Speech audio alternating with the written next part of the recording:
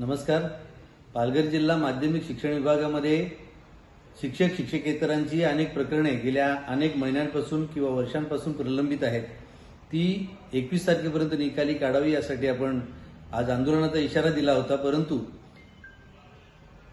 जिल्हा परिषदेमध्ये माध्यमिक शिक्षण विभागात असलेली स्टाफची कमतरता, त्याचबरोबर 10वी व 12वी बोर्डाची प्राधान्याने पूर्ण करावयाची कामे याचे कारण देऊन शिक्षणाधिकारी भागवत मॅडम यांनी हे आंदोलन स्थगित करावे व 8 दिवसांचा कालावधी मिळावा अशी त्यांनी आपल्याला लेखी पत्र दिलं. त्यामुळे हे आंदोलन आपण स्थगित केलेलं आहे. या कामी निलेशजी सांबरे साहेब उपाध्यक्ष यांनी आम्हाला मोलाचे सहकार्य केले. परंतु 8 दिवसामध्ये जर ही प्रकरणे निकाली निघाली नाहीत तर महाराष्ट्र राज्य शिक्षण क्रांती संघटना ही प्रकरणे मार्गी लावण्यासाठी अधिक तीव्र आंदोलन उभं करेल. या आंदोलनाकरिता आज जिल्हाभरातून अनेक पदाधिकारी त्याचबरोबर कार्यकर्ते सहभागी झाले होते. पीडित शिक्षकांचाही सहभाग होता.